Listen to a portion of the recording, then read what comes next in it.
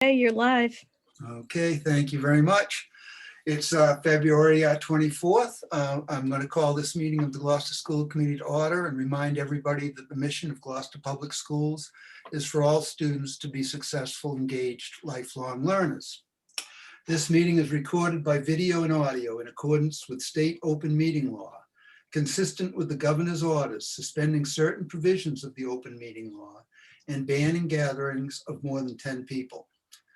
This meeting will be conducted by remote participation. If you're calling in on a phone, you can press *9 to request to speak. If you're watching on a computer or a device, there is a raised hand button that you can tap or press to request to speak. Please use either of these options during oral communications to be recognized to speak. Maria, could we have a roll call for attendance? Certainly. Ms. Wiesen, Present. Kathy Clancy, Present. Mr. Favazza, Present. Chairman Pope, Here. Ms. Prince, Here. Mayor Taken, Here. and Ms. Watson. Okay. Here. Okay, I'm going to ask you all to join me in the salute to the flag.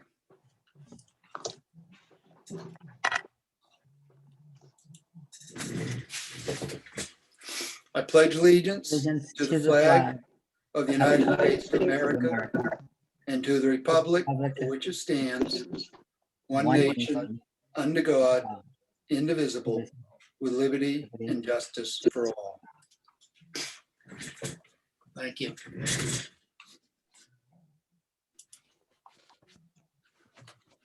Okay. First order of business is oral communications.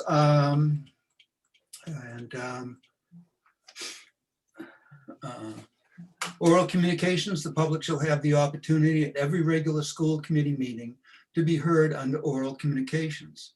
Oral communications shall allow any resident who has a request or complaint of any nature relative to school committee business to appear before the school committee. State their problem without debate, and the matter will be referred to the proper subcommittee. For items that are on the agenda, members of the public may address the committee with the permission of the chair. Persons speaking under oral communications shall be limited to 3 minutes each and shall submit a copy of the prepared communication to the recording secretary. The school committee chair shall not allow complaints as to individual performance or character. Okay, that being said, I'm going to open it up. We have two members of the Cape Ann Climate Coalition who have requested to speak to the school committee and invite you to a meeting. And I'm going to recognize Lisa Smith and Candace Wheeler. You have to unmute yourself. Okay, Candace will go first. Go ahead, Candace. Hi, my name's Candace Wheeler, and Lisa Smith and I are here this evening representing the Cape Ann Climate Coalition. And we would love to have the school committee become aware of a tremendous opportunity for responding to climate change issues. The idea is that our school bus fleet could become an electric school bus fleet. We have been looking into the electrification of school buses for a couple of months now. And recently we became aware that our neighboring city of Beverly is well along in developing a pilot program. They already have one electric school bus in their fleet, and they are about to get another. Cities and towns have approached this both in the same way that people currently have a lease with a diesel bus company. You can create a lease with an electric bus company. And also some communities actually own their own buses and have to raise capital to procure them. But we are just entranced by Beverly's approach because the company that they are working with, which is Highland Electric Transportation, it essentially offers a turnkey approach where Highland Electric acquires the electric buses, essentially works with the city to establish them on the city's routes. They maintain them. They handle all the operations. The only thing that they don't take care of is providing the drivers for those buses. But they take all the capital cost and the risk up front. And the city is able to implement the program very effectively without a city outlay of capital funds and at approximately the same price that they currently spend on leasing diesel buses. HET, which is Highland Electric Transportation, is located in Hamilton, Massachusetts, so they're nearby. We've taken a look at one of their excellent presentations, and we're very excited about the possibility that this may be applicable to the city of Gloucester or to all of Cape Ann. And Lisa, who has a daughter in the Gloucester schools, is going to talk to you a little bit about some of the advantages of participating with electric school buses. Lisa, do you want to take it from here? Sure. So I'm a Gloucester resident. I have a daughter in the Gloucester schools, like Candace said, and there are health aspects involved with diesel buses. The diesel fumes have a lot of pollutants, and the air inside the buses are if you think the pollutants are bad when you're outside the bus, there are 5 times more pollutants inside the bus than there are outside the bus. So the kids are going back and forth to school, breathing in this dirty air. Whereas if we had electric school buses, there aren't any pollutants on it, and the kids would be breathing clean air. And plus the city's air would be cleaner.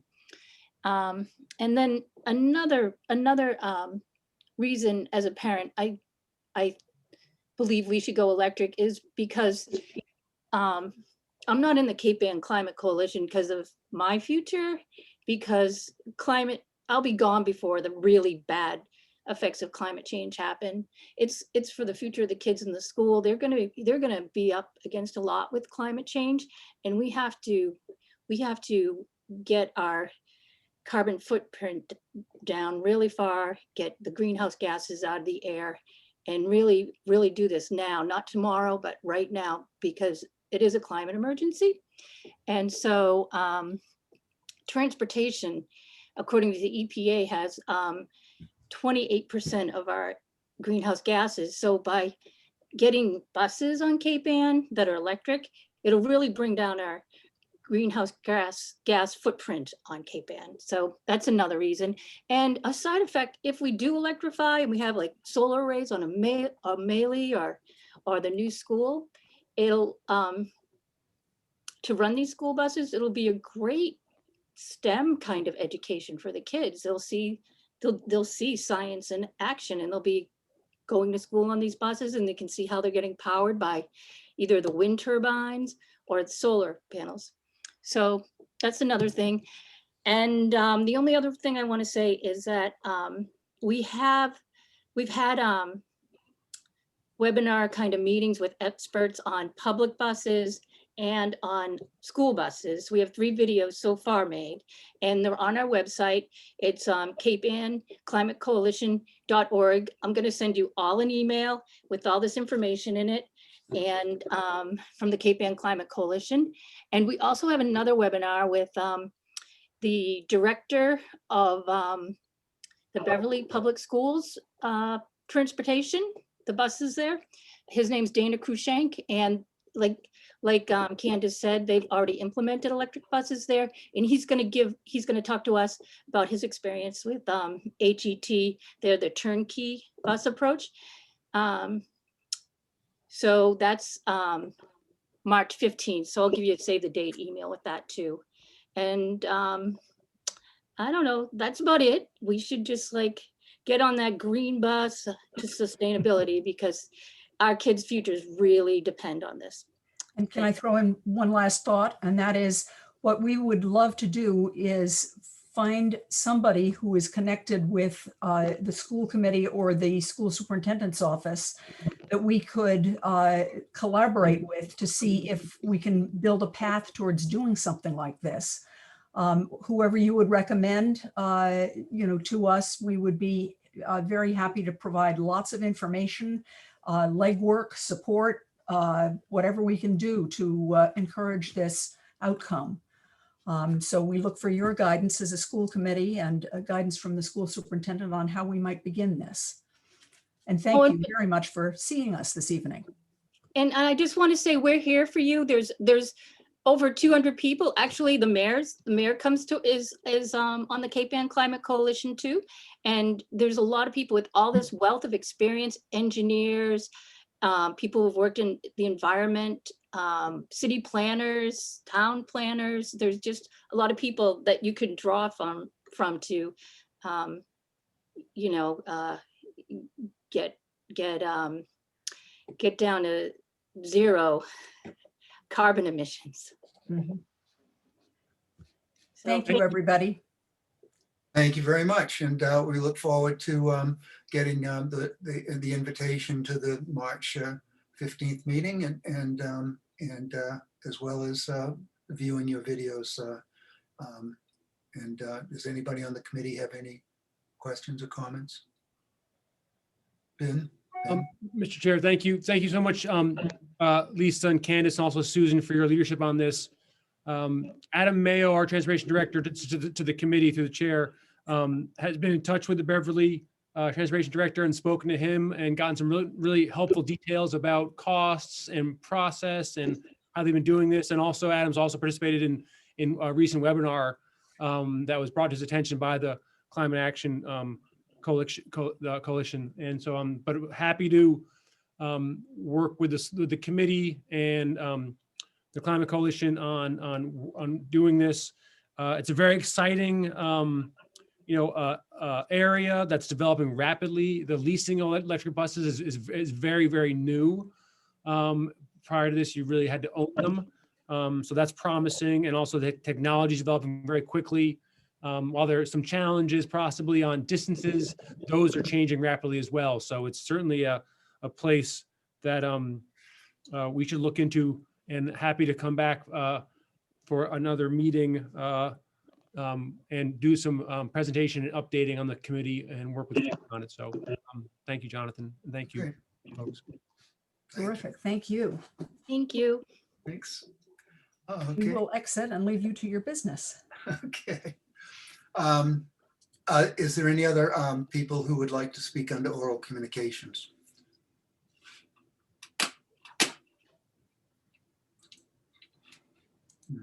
Okay. Seeing none, we'll move on to our to recognitions. Are there any recognitions? Everybody's been on vacation, right? Melissa? Thank you. I just want to do what I think we should do every meeting is just recognize all the hardworking staff for being in school and making Gloucester great, because that's what we are without kids in class, where many communities don't have our kids in class. So we couldn't do it without our staff. So I just want to give a big shout out to them. And also to the DPW. We're hearing a lot about the MTA talking about conditions of buildings and HVAC units and things like that now. And just want to recognize Dow and DPW again for the tremendous job they did putting in the ionization machines and making our air good to address the COVID issues. So just a constant recognition that I think should be set out at every meeting till we're out of this pandemic. Any other recognitions? Okay, then we'll move on to our Student Advisory Council, and Mia and Megan are here. So what's new? How was vacation? Good. It was good. Thanks for having us. So to start off, I'm going to start with Secret Pal Week, which has been going on this week. And it's been really nice to show some love to our teachers. The student council and the NHS kids have been working really hard to pull this off because it is difficult. But the 8th grade move up day. So the student council is working on a move up day video for the 8th graders to showcase the school during the week. And that's going to be. Oh, we lost you. Mia, I'm sorry, we can't hear you, Mia. Oh, she can't hear us either. Guidance Department is hosting a virtual FAFSA day on March 9th from 9 a.m. to 2 p.m., which is going to be really helpful. And the GHS Theater Program is hosting auditions for the spring musical, which is High School Musical. I'm so excited for that. The cast list is going to be posted later this week, and the show is pre-recorded and combining audio and socially distanced dance numbers. That's really cool. And for athletics, we have Mia Sala and Andrew Coelho have won the Moynihan Lumber Student Athlete Award, which recognizes student athletes for their academic and athletic accomplishments. And I'm going to throw it to Megan to finish it off as usual. Megan? Hi, sorry, my dad just walked in and distracted me. um, News from the Health Center. The free food locker continues to be very busy and connects students with the open door. Students and family can choose between 30 foods, including healthy and like snacky items. And then this month through February, we've had 56 food locker orders, which 42 of them were home deliveries. We had 25 GHS students and their families receive food from the free food locker. There are 17 students who regularly help with the operation of the free food locker. And these students are members of the GHS Health Center, Youth Advisory Council, ROTC, NHS, Transition Program, Life Skills Program, and students who are just caught up with the homeroom time. And the students are instrumental from the movement that we receive from the food deliveries, from the open door to lifting bags and boxes and groceries in the car. So, you know, the health center, this was something that since I've been a freshman, we've been thinking about doing, and this year it really skyrocketed and it's made such a difference in so many students' lives. It's truly amazing. They're doing a great job. Next up, we have the door decorating contest. We talked about a little bit about this a couple of meetings ago where students could decorate the doors, just, you know, add some cheers to the hallways. They picked a winning door. It was I'm going to butcher this name, Miss Cavelli's door, which was in the Anchors program. Her door was decorated by her students, which was a quote from a book, but it also had pictures of Black History Month and a painting with a tree with hearts all around it. And it was simply beautiful, and it had meaning, and it was great. And then finally from DECA, students are competing online this week for a state competition throughout the next couple of weeks as well. The students qualified for states, which are Eliana Ferrari, Ryan Bergen, Daniel Beaton, Daniel Hafey, Kara O'Connor, and Andrew Coelho in sales and finance. Great. Any questions? I have a comment. First of all, Mia and Megan, thank you so much. I really, really appreciate what you're doing, especially with the food. That's so important. Today I was with the Attorney General on a Zoom about the lack of food across the whole country. It's just amazing that simple things that we never had a want, everyone's wanting, especially here in Massachusetts. And they say, you know, a child with food has, you know, a better attention span, has lesser problems, because the fact is that's one least thing they have to worry about. So that's so important. And I want to thank you and applaud you for bringing that forward, because when a student does it with another student, it doesn't make someone feel bad. It's not like a handout. It's like, okay, we are all students. We're all, you know, together in this, and we're going to make it. So that's so important. So I really applaud you on that. I tell your whole class, thank you so much. And if you need a donation, let us know. Thank you. All right. Anything else? Okay, well, thank you very much, and have a good rest of the week. And as always, you're welcome to stay. Thank you guys so much. Jonathan, if I could chime in one thing about the high school, which Mia and Megan mentioned to us last time, was the winter musical, winter performance of the radio play Disaster, which I got a chance to watch with my wife, and I spent most of the hour just laughing my head off. It was really well done. The performances were just fantastic. The production, which looked a lot like a Zoom call, was ingenious, but the performances were just great, and such a range that the actors had. So many different types of characters each of them played, but just well done, well produced, well directed, and it was a real joy, and certainly added a nice levity in a time that can be so difficult. So really just a great job to all the high school kids who did that, and also Jessica Kirk, our theater teacher, just a fantastic job. So I got an invite and I paid, but I couldn't link on. It wouldn't let me go on. So, you know what? Really, Ben, did you steal my tickets? I might have. Okay, well, are there any plans to make that available again? Do you know? We should find out because it's Yeah. well worth streaming. Yeah. I believe it's going to be on some type of on demand that they're making, but I can definitely double check with Yeah. Dirk. Because it was just a 2-day window, I Yeah, think, I for think it's that. gonna be like last. Mia, we can't hear you. Sorry, what did you say? I was gonna say I think it's just like last time. That's how they're gonna do it, like the streaming service. Okay. Well, let us know when it becomes available. Thanks. Okay, anything else with the students?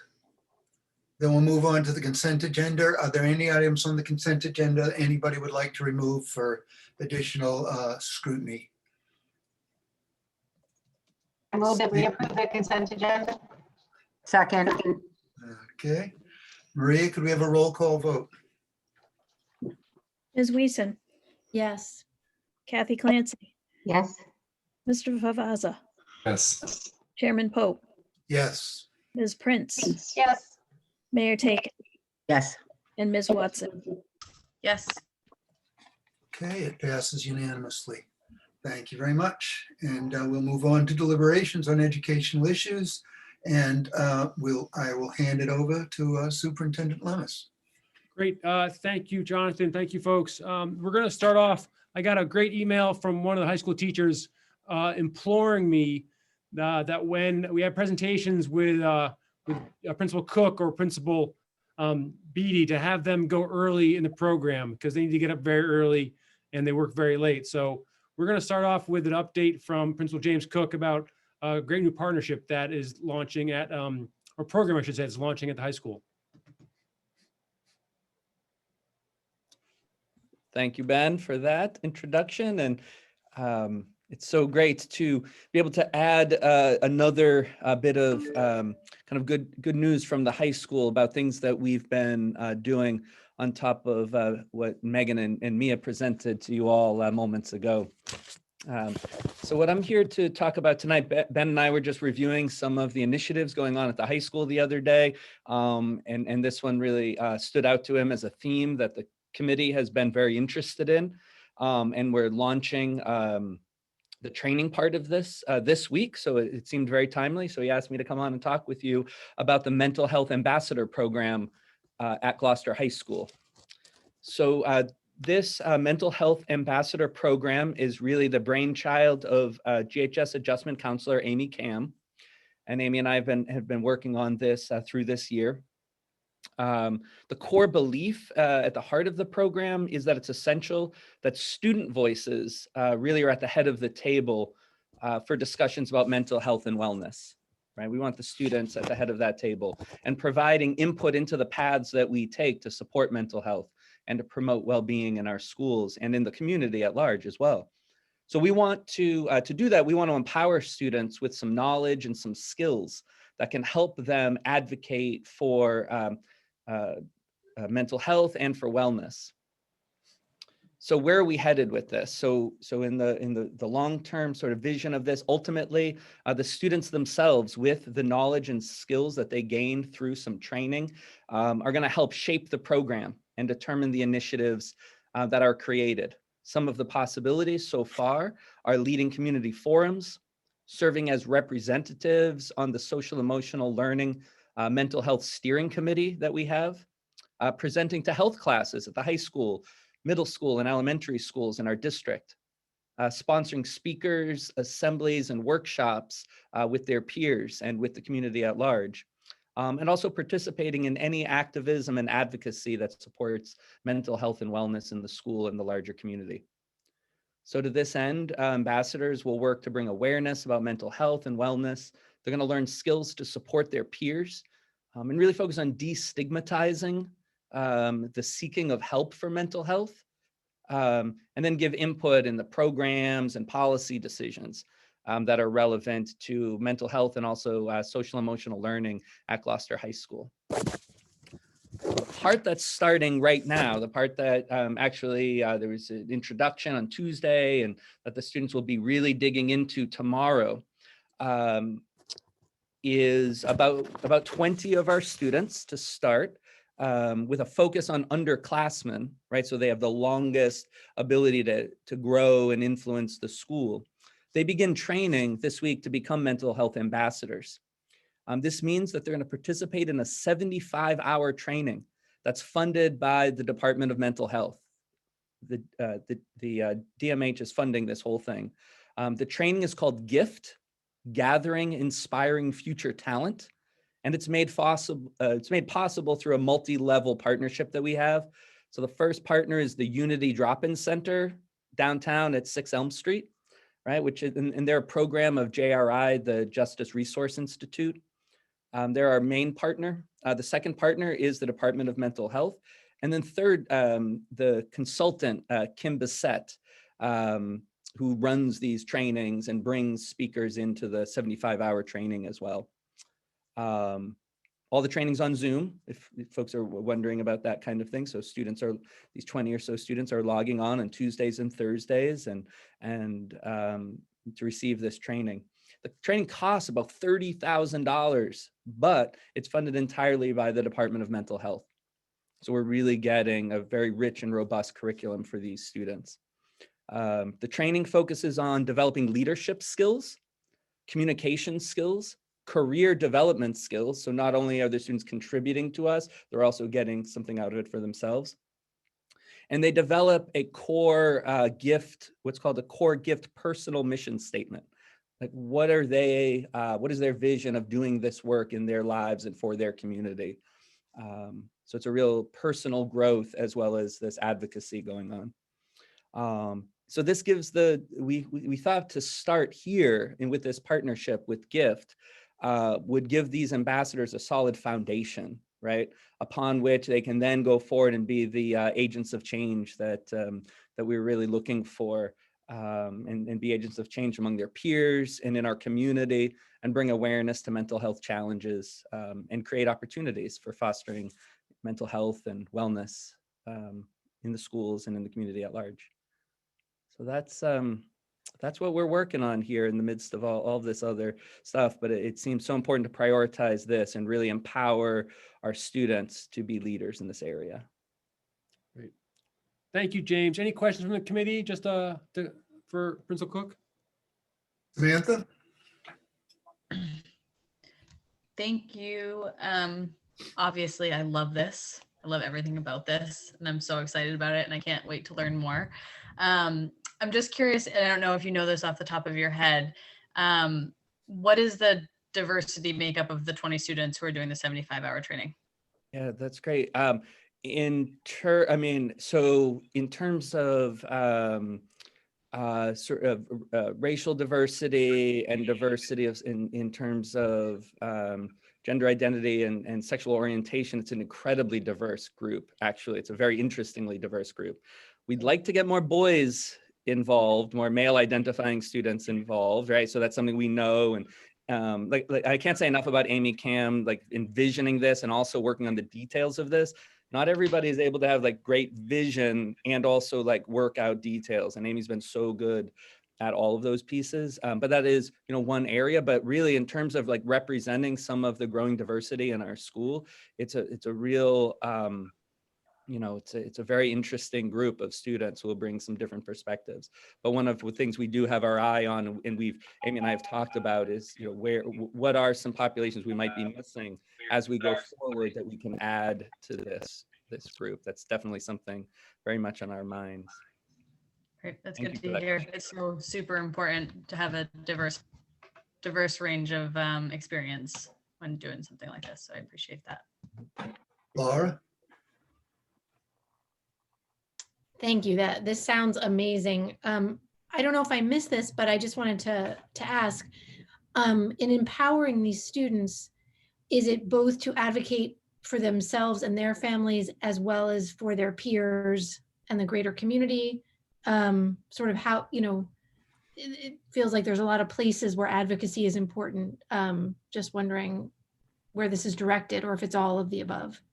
Yeah, so it's definitely the way the particularly this initiating gift training. It's personal development and the personal vision, but that vision for your own journey to mental health and wellness, and advocacy, self-advocacy takes place in the context of the larger policies and available resources, as you all have talked about often, right? So they go together when we're working on ourselves. Part of that is within the context of the community. So that was one of the things that for us was really exciting about the partnerships, is that we share that vision, right? Of those two things are not separable. They go together. The personal journey to mental health and wellness and a community-wide journey to mental health and wellness go together. So that's how we see them, as fused together. It's amazing. Thank you. Melissa? Thank you. I'm very happy to hear about the program. This is consistent with the program the mental health initiative, I think it was called. So I think one of the first programs that the students got together and started talking about mental health. Is this an extension of that or something different? I think I missed, Melissa, I think I missed which program you were referring to. So a couple of years ago, I want to say maybe 2 years before COVID hit, the high school students started a mental health youth initiative program. Is this an extension of that? Is it similar to that? So yeah, so this is sort of picking that up and with the new. Melissa, can you mute yourself, because I think you're causing a lot of distortion. Go ahead, James. Sorry. Sure, yeah. So this is sort of picking that idea up and providing a new group of students with this solid foundation. We also have some things in place now at the school which will allow us, for instance, the extended homeroom time, places where we have opportunities to access for this group of students to help guide initiatives with a larger group of students that we didn't have a couple of years ago, right? Places where we can have the group outreach and that sort of thing. So this is a way of sort of like deepening and strengthening that work, but it's very much in the same spirit with, another generation of students. I think in a richer way than we were able to do a couple of years ago. Financially, how is this program going to be sustainable for future classes? I know the training is free this year, but how is it going to be sustainable?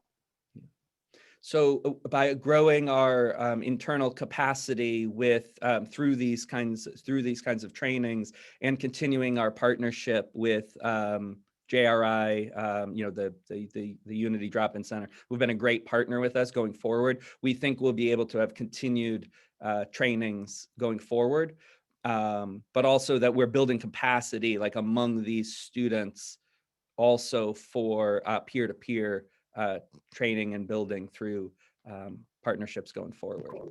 Thank you so much. I appreciate it. Sure, thank you. Safafia? So let me give you a little bit of information also. About 2 years ago, pre-COVID, we were having a lot of emergency room visits with our students. James Cook, the staff of Leahy Mental Health, a lot of staff, some nurses, O'Malley School principals. We got together and we had an emergency call with Secretary Sutters from the Department of Public Health also. Some calls is because we had students and their grandparents who were the caregivers, and their parents were saying 13 days in emergency room and yet then no place to go. Then they would send them back to school, and some of the times that the teachers figured, they're out for 2 weeks, everything's fine with no follow-up. So we were very concerned, and so they got a partnership with JR, with Stephanie Sladen and Crystal, who's also Director of Community-Based Services in Gloucester, decided that they were going to get sponsorships, and they did get some sponsorship from the Department of Public Health, Mental Health actually, and with some other sponsorship.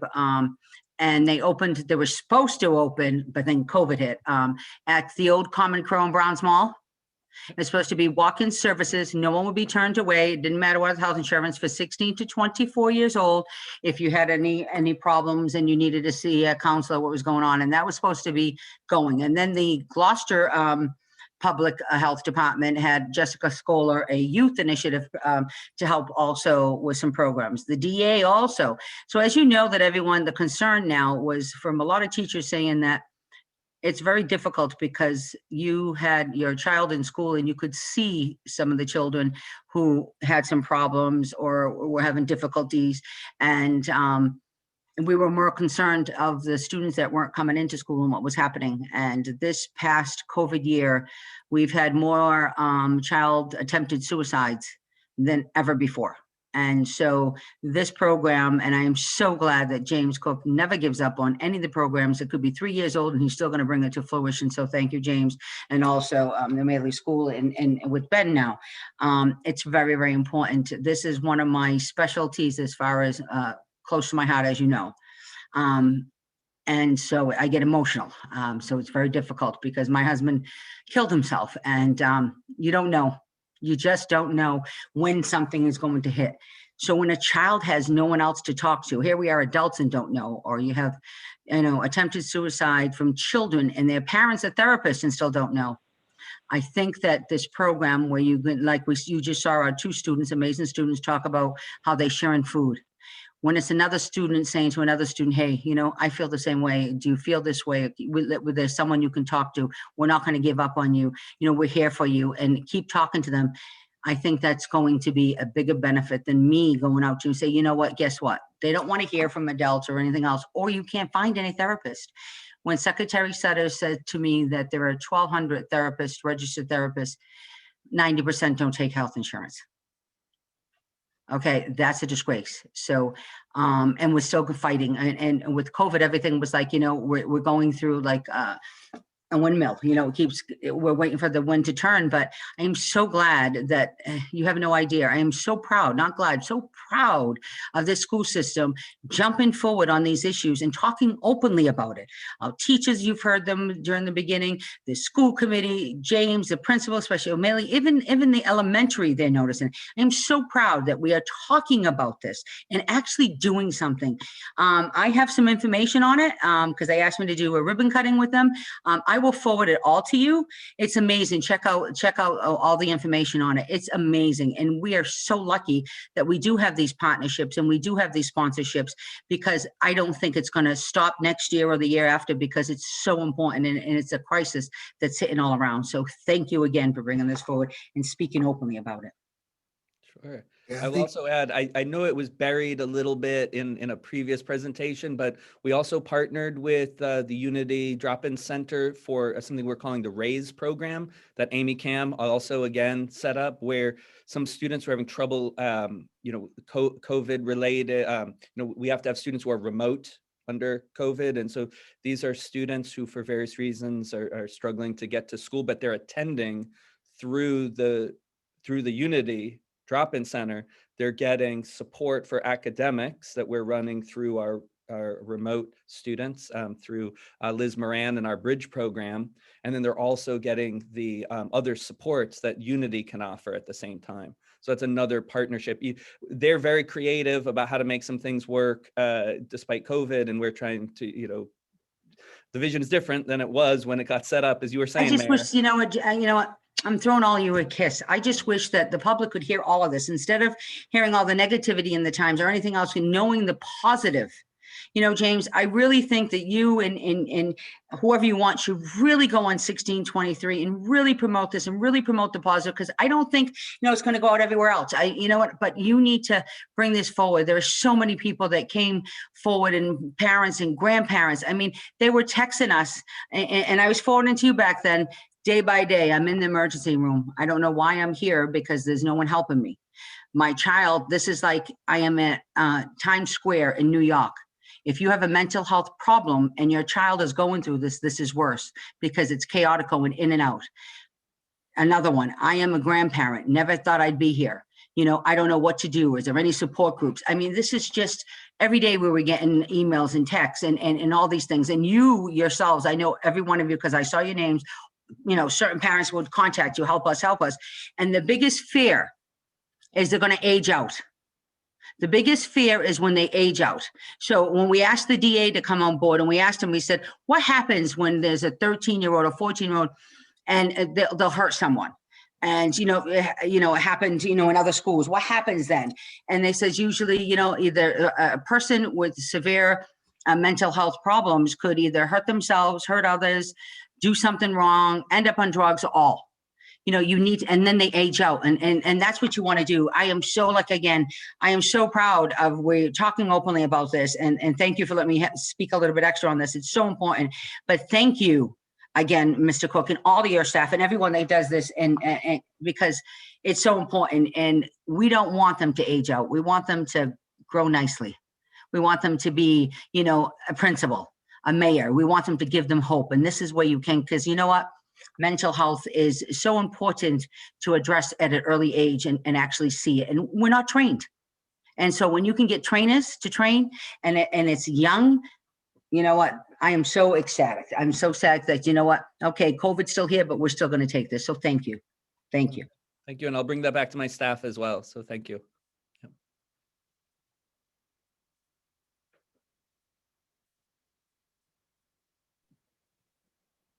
Jonathan. Kathy, you had a question? You had your hand up this? I didn't have a question. I just, the mayor certainly was effusive about, how delighted she is with this program. And I just wanted to say how hard it is for everything that's happening in the schools to kind of keep initiatives rolling. And this is an example of, something really, really impactful that continues to happen despite all the challenges. And I know Amy Kam has a heart of gold and is so skilled and knowledgeable that she really has broad and deep reach, impacting so many of our students and families. And I think the peer-to-peer aspect is just really powerful. So I'm delighted to hear about it. Samantha? I'm just hoping that we could invite some staff from Unity to one of our meetings just to give sort of the community and the committee an overview of what they're doing. Okay. I don't know who, Jonathan, if you want to reach out or if that's Sure. something James or Ben could. We can do that. facilitate. Okay. Okay. Okay, Ben, you want to continue? You have to unmute yourself. Yes, that helps. James, thank you so much for being here. I just want to highlight a couple of my thoughts on this quickly. One, as you've heard me say again and again, this is, what I really hope we continue to do and do quite a bit here in Gloucester is, asking students to get involved in big things, and that's about having them do important work, impactful work. And of course, this, the Mental Health Ambassadors is a great example of that. I also am really appreciative of it because it's leveraging internal resources and also external resources. So the work with JRI and others is just a great way to go about program building. And then lastly, it's an example of staff leadership and problem solving. You heard about, this is Amy Kam has an idea and she is able to pursue it. And then very importantly, get the support from Principal Cook and others to make it happen. So, but that's just example of staff leadership, of partnerships, and then also really asking our students to do, big meaningful work is just a great combination. And so thank you, James, and thank you, Amy, very much for getting this together. Really appreciate it. Thank you, everybody. And thank you for your support as we go about this work. Great. So let me move on. I'm going to share my screen and show you. So another big piece that's coming up is kindergarten registration. That begins in full force on Monday. We have a new website for student registration and enrollment that that it will be clearer, and it will be launching on Monday. And also has, as you see, a kindergarten specific area where we help folks understand both what documents they need and also the process for registration. We are starting partly because of COVID. We're going to be doing an online registration piece. And so families, if they don't want to or don't need the support, can do registration fully online. This is just the first step of that registration process. The important thing here is that it's thanks to Google and their It's translatable into, I don't know, that looks like about 100 different languages. And so the whole, I'll just do one example here. You'll see that all the directions, the guidance on the left and everything else turns into, is translated on the fly. So just a great opportunity. We will also have online, in-person appointments as well. Folks can schedule appointments online. And we will be, and everything we're doing is translating. And so if anyone needs help with the registration process or deciphering documents, or any support, they can have in-person meetings as well. So we'll do that combination. But we will allow families to sort of streamline the process by being able to do it online, uploading documents. We review them and then we follow up with them if we have any questions for them. So that's a good step. And again, March 1st is when that starts happening. We had one kindergarten forum, which you can get to from recording of that, and which was you heard about, I think, went very, very well. And we'll have another one next week as well, where we have principals, but also most importantly, kindergarten teacher from each of our elementary schools, and they really were the stars of the show on that. A big appreciation to Christine Castle, who's been leading the effort on revamping our registration efforts and put together that forum, and also Grant Harris and Greg Bach for helping put together, and Mike Muniz too. All of them working together to stand up our shift in making registration a little more user-friendly and effective for folks. So, and then I'll move on to our update for tonight. Let me just share my screen.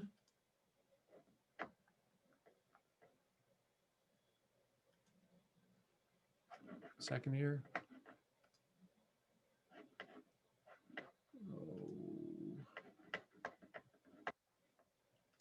Sorry, just technical difficulties. Here we go.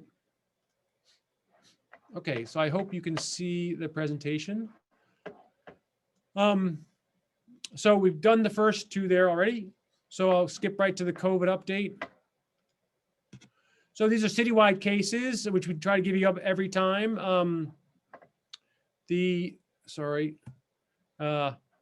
So you can see over the last 2 weeks, the cases in the city are just flat, really. 60, 64, they've been hovering around 55, but they haven't gone up or down more than 5 or 10 cases in the last 2 weeks since our last meeting across the city. I have not looked at the BioBot wastewater recently. I did hear it's staying low, but that's the information I have for now. In our schools, we've had 9 new cases since over the last 2 weeks. That includes vacation, obviously, and then we continue to get reports from the Department of Health over vacation as well. That's up to date. 128 cases, 117 resolved, 11 currently right now. All the cases recently have had no close contacts because folks were out on vacation. No in-school close contact, I should say, because folks were out on vacation. Here's the summary of how they are in school. So 2 weeks ago at our last meeting, there were 9 total cases. Now there are 11. You can see how, it just adjusts a little bit school by school. But we have 4 schools, 4 schools, plus our district-wide staff where there are no cases at this point. So, sort of just a steady state at this point. So big important update about our group testing or pool testing. It turns out that the term pool testing confuses people because they think we're testing pools when we're not. We're obviously testing humans. So we're going to try to move towards group testing. But that is at O'Malley School yesterday. So that is, we're working with Beauport Ambulance. They are doing a fantastic job. They actually do the testing, go class to class. You can see a cart there that they use. You can see, I think, some students. The students come out into the hallway from their classes. They spread apart, blow their noses, and they self-swab. And then they take it from there and then go on to the next class. So that's the Beauport folks. They're doing a great job. They're interacting with the students really well. Apparently they're somewhat humorous, which is also always helpful. So here's the update. We started at Gloucester High School on Monday, did tests with the cream cohort on Monday, the crimson cohort on Tuesday. So far we tested 115 people. There are 8 negative pools. There were 5 pools from the Monday that were inconclusive. So those were retested today. inconclusive can really happen for one primary reason is what we've learned is that there's too much mucus in the sample. And that's just, we have some strategies on how to solve that. It's ultimately better nose blowing just prior to testing. Okay, not that complicated. But those are being retested. And then O'Malley started on Tuesday, 144 people tested, staff and students. Those are 25 pools. We're organized on 25 pools. All those test results have been returned and they've all been negative so far as well. So no positive results so far after testing about 260 people. We're going to, that'll increase. That number will increase. We'll continue to do outreach. So a few things so far. We've hired 2 staff members who are helping with support, administration, testing, communications, and also the follow-up testing. They started 2 days ago. I got to give a tremendous thanks to Jeff Parco, who's been really working just so hard to get this up and running and doing a great job partnering with Project Beacon, who are our testing partners, Beauport, working with the nurses at the high school. So Leora and Sylvia, and then at the middle school, Kim and Alicia, working with Ryan Marshall to bring on our new staff here. Just folks are doing a great job standing this up and getting it together. We've had a slow start on participation, but that's expected. You know, we had to do a lot of outreach, our outreach over vacation as well. As you know, we've been moving very quickly on this. So we expect that to grow, and especially as people hear about the success. Very importantly, the commissioner announced today that the state support for pool testing will extend till April 18th. So with the state support, we'll be able to continue testing. We were gonna, as I think you know, we're going to test until March 28th and then assess, because that's when the state program was going till. We can now test until April 18th and take that time to assess how it's going, if it's helping us with new information. So we'll have time, and each week we'll add more and more students, more and more staff. Our target is in the 70 or 80% of all folks, all students and staff at O'Malley in the high school to test. And the last piece is just in terms of outreach, in terms of building more people, getting more people registered. So we do have a pool testing website now that was put up about just a week before vacation. We provided emails and text messages to GHS and O'Malley families. Those are all translated like they always are. Email to staff, the website as well. I mean, the website is actually part of our Back Together GPS website. It's on that. It's linked now as a pool testing, portion of the website. We have FAQs on that. We'll continue to do outreach. The principals already followed up yesterday with news about how it went the first 2 days. Every week we'll keep on communicating. We'll do more Facebook communication. We'll try to enlist GHS and O'Malley parents. And we're doing direct outreach to EL families. So phone calls, we're providing translated consent forms if paper's easier to use. We're talking people through registration on the phone. So we'll continue to outreach directly to our EL families. One last thing I'll say on this is that if you realize that we tested Monday and Tuesday and all the results are back, we got the results back within 48 hours, within 24 hours for all of our pools. So that's a great turnaround. So just great start on that. Very few bumps, honestly, but we'll continue to outreach so we build their registration and build participation. Any questions on the group testing before I go ahead? Anyone? I don't have any questions. I just want to comment. There's been at least a couple good exchanges about the topic on Facebook among parents. And mostly it's been really positive. So it's, the word is spreading and people are talking about it and thinking about it. So at least it's out there. That's good to hear. Yeah. And that will help. And if more people can chime in on that or use your own social media accounts to pass the word, that's really great. Jonathan, I don't know if you can see people. I see Samantha has her hand up. Okay, and Laura does too. So Samantha, then Laura. Oh, sorry. Yeah. I meant Laura. That's my mistake. Okay. It's a compliment to me. Just, do you have a sense of the folks who aren't participating yet? Is it simply, sort of more communication, more answering of questions, or is there resistance anywhere? Yeah, that's a great question. So yesterday in our communication, to direct, to parents from Principal Beatty and Principal Cook, we responded directly to some of the concerns we've heard. One of them was people were thinking, listen, this is all very confusing. So any misunderstanding here is understandable.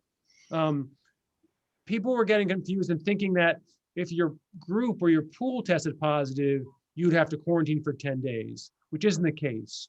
So we try to be very clear that if your pool tests positive, you don't quarantine, you come into school the next day and test and do the retest immediately, like the first thing you do. And then only then, if you're positive, do you have to quarantine or isolate, miss any school. And then of course, we do contact tracing like that, regularly.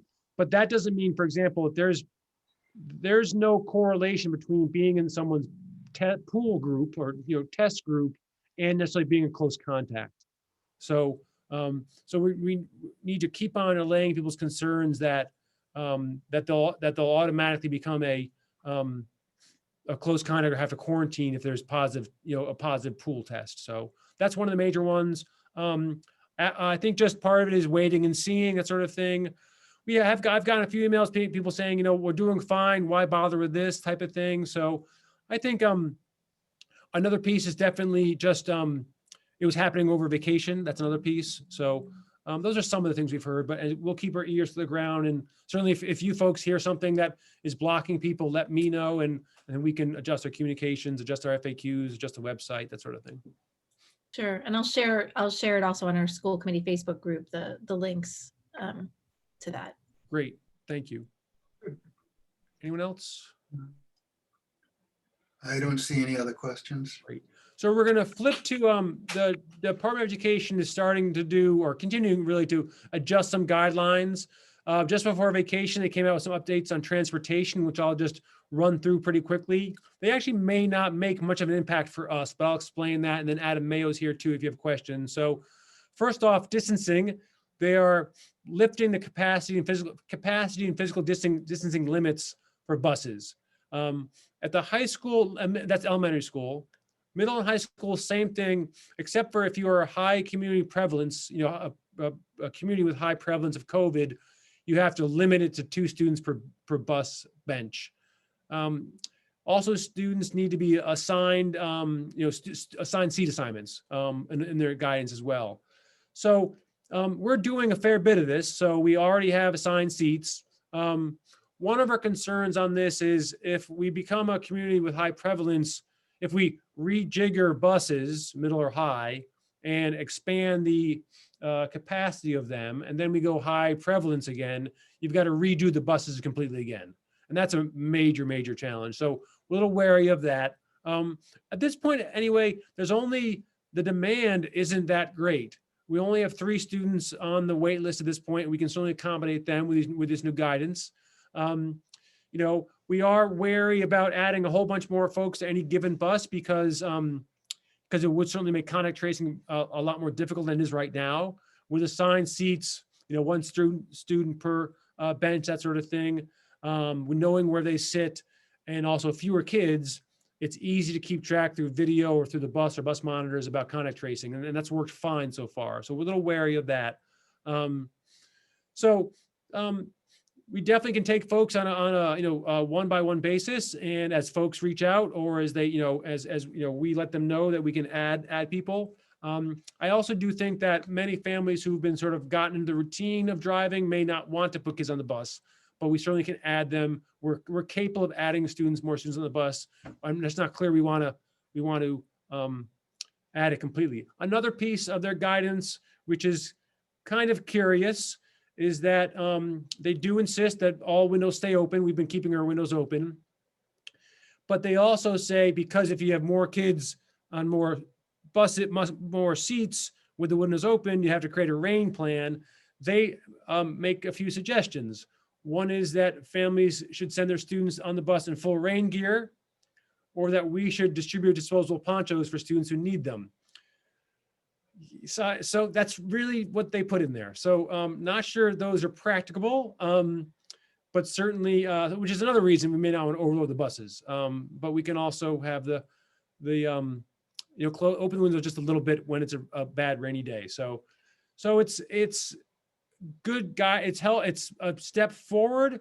I'm not sure at this point it changes things dramatically. For many places, one of the limiting factors for getting kids into school has been their buses. That hasn't really been the case in Gloucester. For us, it's really been the distancing, and the size of, and the difficulty at lunch, that sort of stuff. So buses haven't been a limiting factor. But again, if some parents do want to be added to their bus and stop driving, we can certainly be, I expect we can, or Adam expects we can handle that increase if it comes. So questions for Yep. folks? Melissa? Thank you. Can you hear me? Because I called in on my phone because it seems Yeah. like I'm having problems here. Thank you.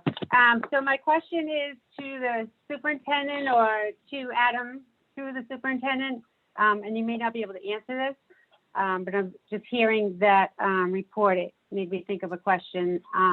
We've been hearing a lot about traffic lately, and of course, there's a lot more drivers this year than usual because of COVID.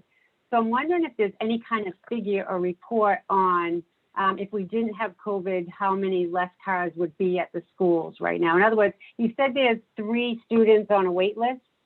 How many more students would we be transporting on the bus this year if we didn't have the COVID regulations in place? And I don't know if you have the answer tonight, but I would just like to know that answer going forward in our conversations as we talk about the new school being built. Obviously there's traffic at every school, but it seems like there's trying to be more of a focus on that right now. And it's just, to me, it's a difficult time to focus on traffic when we know a lot more students are being driven in because of COVID that may not be driven in starting in September, or maybe in April or May by the sounds of it, more kids go back to school. Right, yeah. So the only thing I think we could be able to do is look at past years, because past years would be comparable to what we would expect in any given year. And I wouldn't expect you to have those numbers in terms of how many kids we bused last year, but you continue to amaze me, so maybe you do. But do you know how many kids we bused in total last year? And if not, we'll get that back to the committee. Yeah. I can, sorry, can you hear me? Yes, we can hear you now, yeah. Okay. So I can definitely get those numbers back. So essentially what we've done is we've cut our buses down in half in capacity. So you're looking at doubling the number of students on a bus. So our buses, you can put 3 to a seat in K through 8, and according to regulations, and that's where the DESI guidelines come in, is that they're actually allowing schools to put 3 kids to a seat. For me, that's a little nerve-wracking. That's a close proximity on a 38 to 42 inch bench seat.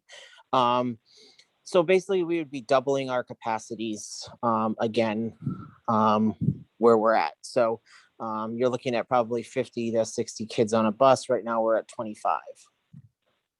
So at O'Malley, you would times that by 9 buses. Okay, Thank you. I think, Melissa, would that be helpful if we got you? So I think the best way to determine how many we would have in a typical year is looking at just immediate past years and comparing to what we have. And as Adam says, it probably would be double, but we can get you some better numbers on that. Yeah, thank you. We just heard, I don't know if anyone watched the city council meeting last night, but at the end, Councilor O'Hara was talking about the nightmare at West Parish. And while I understand there are issues over there because of the design, it's my understanding that it was getting better at one point, and I can't help but wonder if it's just super ugly right now because of the extra cars coming in. So I'm just trying to understand all the traffic issues based on COVID versus non-COVID, what's realistic going forward and what's going to change going forward. So that's all. So thank you. They're actually, that is absolutely the case at West Parish. Things are worse than they have in the past because of the fewer kids on buses, more kids in cars. But also remember, people also need to remember is that folks also aren't carpooling typically, where in the past they would have. You might have a minivan show up with kids from 2 families or more, whereas right now they of course aren't doing that. So that's another way that cars will be limited as well. So it just isn't fair at all, any way, shape, or form to compare your traffic, whether it's school-based traffic or whether it's traffic on 128 this year to any other year, because it's all completely different, right? You'd think if you live in the Boston area, there actually is no rush hour these days, which of course is fiction. So yeah, it isn't really fair to judge how the schools are operating this year in terms of traffic, whether it's better in some places and worse in others. So. And I will just say that Talina and I did work very hard at the beginning to fill as many seats on those West Parish buses as possible. Ultimately, it's up to the parents' decision to decide if they're going to transport their student or not. We still had some open rooms or open seats even after that, and we're continuing to add it as they come in. So if a parent asks, we have an open seat. We're definitely, filling the buses to their capacity right now, and trying to decrease that. The other concern or issue that we have is the ability to switch from remote to in-person learning each trimester or semester. So we have a different wave of kids coming in and out that we deal with. Okay. And one more question while Adam's here, because we usually don't get to speak directly to Adam. So if I may, Jonathan, it's a quick answer. Well, Joel's got his hand up, but yeah, go ahead. So we bus the kids to veterans from Harrison Ave area so that no one has to cross the lights. We deem that as a safety issue. Are those kids all being bused, or have we had to say no because of capacity limits? So we have no buses going to veterans at this point right now, except for special ed buses due to capacity limits and the 2 mile walkout distance. Do we have students So that do go we to know if kids are veterans? walking? But do we have students that go to veterans who live in that area, or do they go to East Gloucester? There's Yeah, events. That's why this policy was put in place. Sorry, Joel, could you just repeat that? I couldn't hear that. I believe the catchment area is for vets, and that's why this policy was put in place, because we kind of said if we're going to make the Harrison Ave kids come this way across the intersection, we should put them on a bus for it. But Yeah, we should look into that. Yeah, I want to make sure no kids are walking across those lights. I mean, that's why we have this policy. Right. Yeah, that's certainly the intention of the policy. Absolutely. Thank you. Okay. Joel, you had a question? yeah, I think the number was there were only 3 children on the wait list. Is that 3 children who would otherwise be eligible, or does that include everybody? When being eligible, is that my understanding is this year, unless you met the strict definition for being eligible for a bus, you're otherwise not eligible. You weren't going to get consideration, meaning if you're within 2 miles or whatever the status is. So those 3, are they people that are 2 miles plus, or are they 3 period, like inner 2 miles, inner 1 mile, that sort of stuff? 2 of them are at O'Malley, and they are coming back from remote. And one of them is at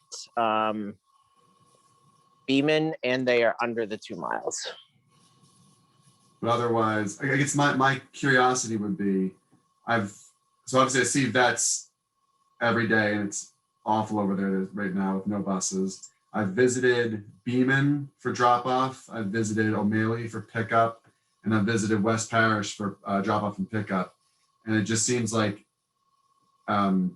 if there was a way to to reduce the number of people driving their students to school, including opening this up to students who are less than the 2 miles and seeing if there is demand. There might not be. It might just be these 3.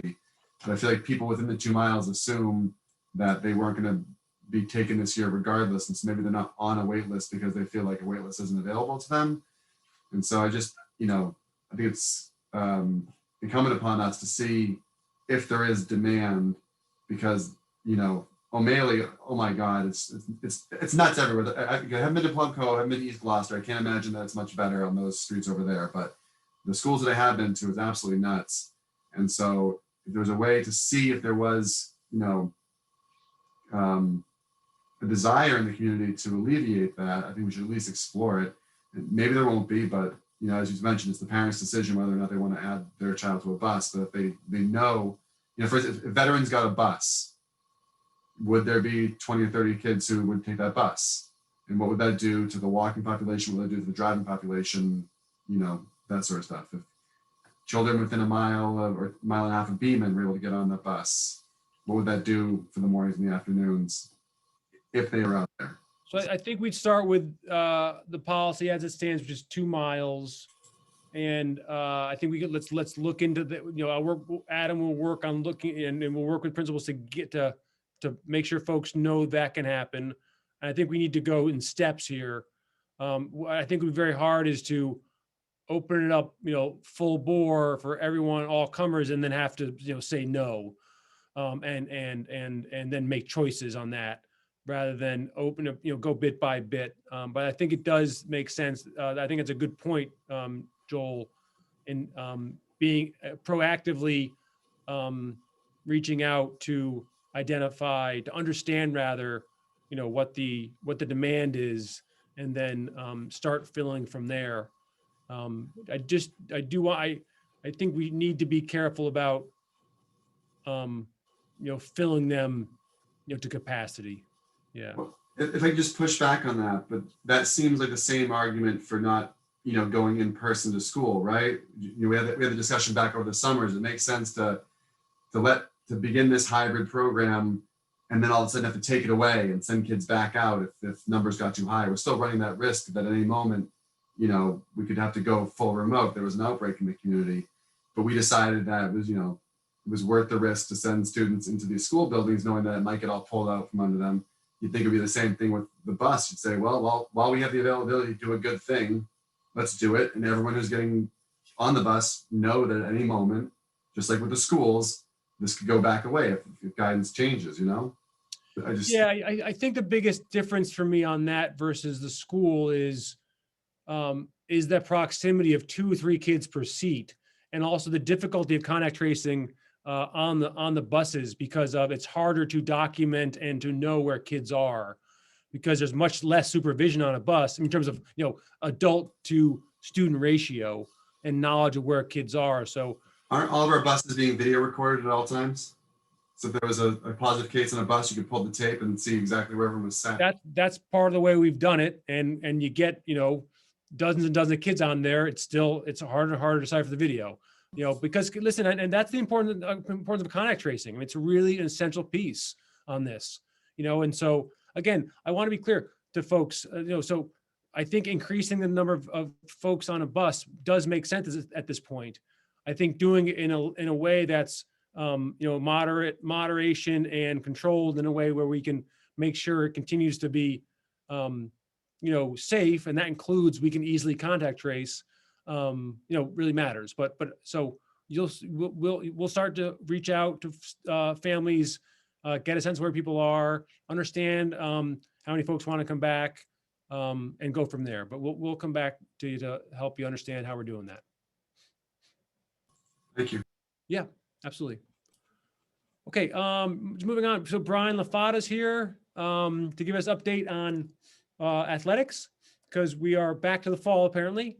Fall 2 season. So he's going to give us a update and wrap up on the winter season, and then tell us how we're going to move forward with the fall 2 season. Thanks, Brian. Thank you, Ben.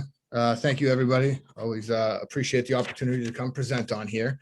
Before I get into this, I did want to piggyback quickly on what Megan and Mia had brought up earlier tonight with the 2 student athletes that were received the Moynihan Lumber Student Athlete of the Month Awards. Andrew Coelho, a soccer and track athlete, got it for December, and Mia Sala in the most recent month of January as a field hockey player and ice hockey player.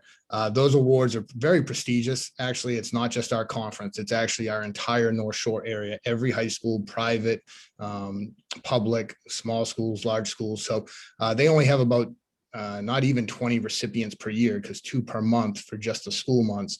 So for us to already have 2 of them in this entire region is tremendous. I know my first year here as athletic director, we did get a couple that year, and actually also got the student athlete of the year from that, Tracy Wood. So those 2 athletes, student athletes, great representatives, obviously in the classroom, in the community with volunteering, and on the athletic fields, have been great. And they will be up for obviously the year end 1 student athlete. So we'll keep the fingers crossed, but we still have a few months that hopefully a few more of our student athletes will be able to put up there to nominate. So I did want to piggyback. I appreciate Mia and Megan bringing that up earlier. That was great, but I did want to stress how prestigious that really is for us. So As far as tonight, quickly, I did want to, we did have a quick review 2 weeks ago when we talked the winter season, when we were about 3/4 of the way through the season. All in all, the winter season did go well. We did obviously have a hiccup towards the end with some COVID cases and close contacts, but we did fight through it. The kids were great, the coaches, everyone abiding by quarantine and their guidelines. And we did wrap up the season. The majority of teams, we did play basketball, ice hockey, gymnastics, swim and dive, did get a typical, they got about 50 to 80% of what they usually would play in a typical year. So not knowing if we're going to play sports this year, that was a positive. A lot of parents, even some of the ones that may have lost a few games, did have reached out, just happy that the kids did get on the ice or on the court, in the pool. So it did work out all in all pretty well. One other quick note, the swim and dive team did actually record their best ever record in the history of Gloucester High School swim and dive. It's a fairly newer program, but a very successful year that coaches Laura Dale and Mercedes Lane were very quick to point out to me when the last virtual swim score came in, that this is the best record they've ever had in our short history. So that was exciting. But now we are moving on to fall two. As we had met with and discussed back in the early fall, this was the rare year that the MIAA was going to make our typical 3 sports seasons into 4 this year.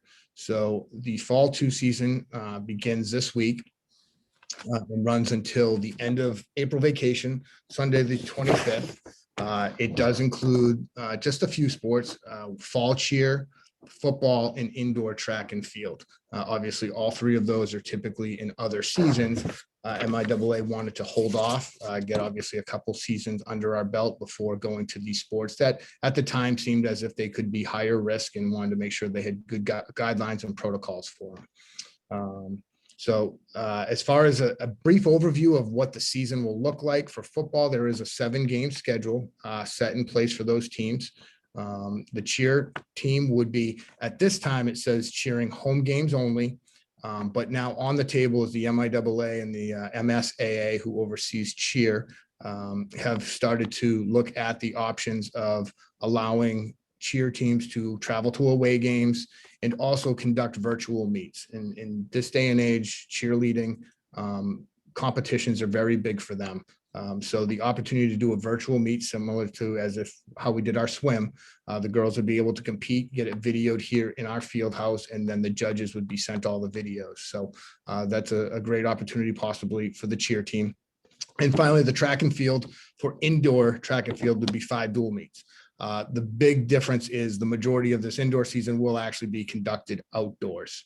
They do suggest that we do go outdoors, try and run the indoor meets, indoor events, which are slightly different for a few of the running events as compared to outdoors. So we will be, as far as those go, it is still to be determined whether they will be a virtual meet, similar again to swimming, where it'll be just our kids out there competing, and then our opponent would be at their site competing, and then we would just match the scores. Or there is discussion that these dual meets are allowed with specific guidelines and protocols, whether or not we would travel to another school's outdoor facilities and hold track meets, and vice versa, schools come here. So those are still to be determined. As far as guidelines, we are in the same boat as we have been for the prior 2 seasons. Same general safety guidelines, social distancing, hand sanitizer, mask being worn at all times, sanitizing all of the equipment being used, daily COVID screenings that we conduct here, temperature checks. All of that is very similar to what we've done. Thankfully, at this point too, the good majority of our student athletes have actually participated in a prior season. So as they show up, they're aware of to do their QR code and get their COVID screening done. And when they show up, their masks need to be on. They should be on anyways before even entering the building, but they've got to be on. They can't be spacing out. They do get sick of me yelling at them constantly in case they are getting a little bit clustered too much. But that is the same. As far as sport-specific guidelines, each of the sports do have, starting at the top from the EEA, then down through all the various MIAA committees have approved the sports-specific committees, sports medicine committee, COVID-19 task force, and even the board of directors of the MIAA. I did have those guidelines sent on to you for your reference if you wanted to review some of it. A lot of them, especially for some of the sports, it's not even as much on the actual or in the events of playing. It's more of the preparation or the sidelines, or like we had for the winter, the bench space and no locker room situations like that. As I did earlier mention, the to be determined topics, there are just a few things. Spectator policies as far as total limits are still being discussed internally with the Northeastern Conference athletic directors, who we would then bring it to, obviously, our principal and superintendent and Karen Carroll up the line to make sure we're all on the same page. Prior seasons, it has been just home fans, 2 people in the house related to the home players. There are some, like you saw with Desi, there has been some for the transportation limits lifted a little bit. There are slightly that for outdoor events. So there's nothing set in stone. We are meeting with all the other athletic directors to come up with a consistent policy before making any decisions on what we would do for spectators at outdoor events. The cheer topics, as mentioned, whether or not they would be traveling to away games. Initially, the plan was that they would not. The MIAA and all those committees did come back, changing tune and left the door open that teams could travel, as well as if they will be conducting virtual meets. And then again, just the handling of the track and field, whether it will be in person or virtual. The last thing on the agenda that I brought here tonight was just to have on the radar. We are starting the 3rd of the 4 seasons. Right after April vacation, the spring season would be starting. Obviously, that's about 5 weeks later than it typically would with these shortened seasons. So the typical sports for your spring are baseball, lacrosse, both boys and girls, outdoor track and field for both boys and girls, softball, and boys and girls tennis would be run at that time. And then the last one you see on there is wrestling. Wrestling is typically a winter sport, but they have obviously pushed that off to the last season.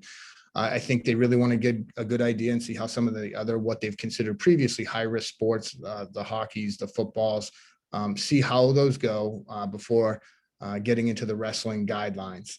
Wrestling, as far as I understand too, by being at that time of year, would very likely be conducted outdoors. So this would be something we would be putting the wrestling mats out on the probably the turf field at Newell Stadium, and possibly putting the lights on and having wrestling out there. But that is, as I said, it's still a couple months away. But we are waiting on more guidance from those now that the fall 2 season has started to get underway. So that's where we are with everything at this point. I didn't know if there's any other questions that you may have. Samantha? Samantha? Thanks. Brian, thanks as always. Just a protocol question. If there's snow on the field or the track, will it be cleared, or will there be, will it be canceled? That's a case-by-case situation. A few weeks ago, I started reaching out with the DPW because we don't do any maintenance on there without checking with them. They oversee, obviously, all of our facilities, so I'm not going to go out there with any machine work or anything. We do have warranties on the turf that we have to be very careful. People have probably seen over the past few weeks at other school districts in other cities with plows out there or snow blowers. We have a very specific warranty with the city, so we don't do anything. Thankfully, I mean, once in a while we get one of those storms that the field gets covered, but being on the water right there, it does melt pretty good for us. So we've been fortunate at this point, and now we've just got to knock on wood that we don't get much more. It'll be a case-by-case scenario, though. The last snow that we did get this past weekend was very light and fluffy. So I think if something comes like that, it would be something maybe we would get leaf blowers out there to be able to lightly blow that off. But that's, we'll do obviously anything possible. Football, I would prefer obviously not to bring them in the field house. We do have the space for it. We do with the larger field house, only having approximately maybe 40 players in the program. It does fit well under the guidance of capacity in there. But as far as I'm concerned, I'd prefer to have the football team on the turf field at all times. So. Thank you. Any other questions? Laura. Thank you. And thank you again, Brian. Is there any regulation on masks in the sense of like what kind of mask people are wearing? For the first time since I think more in the fall, actually hockey did have some regulations, and sometimes we've dealt with it in different cities have required things as far as if you play there. The football is very specific on what types of masks can be worn. The typical gaiter that you might see from the average person cannot be worn in football now, just more due to a safety issue of someone grabbing it by a tackle and choking someone. So there are specific guidelines as far as the types of masks that can and cannot be worn, especially in a sport such as football. With track and cheer, it's not as specific. It's more open to their interpretation. Right. I'm thinking more in terms of actual filtering potential for the more high risk sports, for football, or I didn't even think of it during basketball, but if they're actually having to wear surgical masks versus cloth masks or anything like that. As long as it has multiple layers, I believe is the last. I'm not going to quote exactly what I would have to go through the EEA guidelines, but that has been the biggest thing stressed, is that it be multiple layers. Surgical masks, I'll be honest, are probably the most common I see in all the events we've had up to this point. And obviously those are allowed. And then you generally see Under Armour is a very popular mask that a lot of the athletes wear, that is, you can even see the thickness on it. On their face. It is designed for sports and athletics. That's right, Brian. Looking through the protocols for football, they're very clearer than I've seen anywhere else, about 2 and 3 layers type of thing. I mean, we say multiple layers, and that's what the state says, but they're pretty clear about that with football. Thank you. Any other questions? Kathy? Yes, I'm just wondering, with our new pooled testing, it'd be curious to know how many other of the schools in our conference are doing it. Not that it changes anything, but it would be interesting to know after the season or during the season if that's kind of helping all the schools, keep some of the cases down. And my other question is, I know the other seasons have had kind of a little bit of conditioning or prep coaching, and not coaching necessarily, but leeway to get together prior to their actual season beginning. Is that going to happen for spring as well? For the spring season, yes. I'll meet with James about that. This is the one season, to be honest, that we've really looked at the out of season coaching rule from the MIAA, which the MIAA has waived for this entire year. We really haven't waived it. We wanted our kids and coaches to really stay on course with how we typically would run a season. But due to the spring sports losing an entire season last year, we are talking about a few weeks early allowing the coaches to start running voluntary workouts, conditioning, or if it's lacrosse, getting on the turf maybe together, because of the fact, as I said, they lost an entire season. So for some of these coaches, they haven't seen these student athletes in 2 years. And a kid going from his sophomore to senior year has a lot of growth. And as I said, it has been waived by the MIAA, but then it comes down to a school by school decision that we are leaning in that direction. We haven't made a definite decision, but myself and James will talk about that. Thank you. Other questions? Looks like Samantha. And I just had one more question. Okay, it's hard. Go ahead, Samantha. I can't see, but go ahead. How are we encouraging the fall 2 season athletes to participate in the pool testing? We haven't done any. Wait, am I on mute? No, you're not. No, on mute. we can hear you. Okay. We haven't done any specific outreach to the students, to the athletes. I'm sorry, student athletes at all on this. I think it makes sense actually thinking about it right now, Samantha. It's a good suggestion. Brian, maybe you and I can talk about that. And I don't know, we can't really make a requirement. You can't, but we could certainly urge them or have specific outreach to them perhaps. But yeah, Brian, how if we connect on that tomorrow? Yep. It would have been so helpful to have in the previous season. So it would be great to take advantage of it while we have it. It's a good idea. Thank you. Any other questions? Okay, seeing none. Brian, thank you very much. And do we have any 4-sport athletes potential athletes for the year?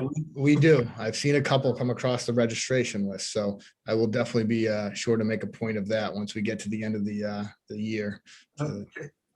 Okay. All right. Thank you very much. Thank you, Brian, as always. Really appreciate it. Thanks for your leadership on this and just being rock solid and helping lead the whole crew so capably. Really appreciate it. Thank you. Appreciate it, Ben. So just one last thing, and this isn't really sort of more details to come because we don't know any details yet, but I just want to make sure, I'm sure most of you saw the news reports either last night or this morning. Commissioner Riley and the governor have made it crystal clear that that time is right for more students, for more schools and districts to have more in-school learning, in-person learning. And they're really basing on the things that I think, we've looked at quite closely. Rates are dropping. Most recently, rates are dropping, obviously, here and everywhere, with vaccinations increasing. But also something that we've been paying attention since the very beginning, since the summer, is just the impact on students, potentially, and now the very real impact on students learning, but also especially social, emotional, mental health. We talked about that earlier tonight, obviously. I think this is one of the real strengths of what we've been able to do here in Gloucester is from the beginning, we talked about, the myriad risk for students. And that was one of the primary reasons that I think we worked so hard to make sure our students were in school. But it's become clearer and clearer through studies and experiences that students who haven't been in school are really suffering in lots of ways across the state and across the country. So, Commissioner Riley was very clear in saying all of that, and saying yesterday, as well as the governor, about getting more students in school. Now, one of the first things they said was the aim was to get all elementary students in for 5 days per week. We're obviously already doing that. So that's that's where we're ahead of a lot of folks. They also want to increase pool testing, and we're doing that. So that's a real positive for us. He expects to bring out a proposal, or a plan, I should say, a plan within the next couple of weeks, and have the State Board of Education vote on it shortly after that. They have a March 23rd meeting, but likely they'll set up a meeting before that.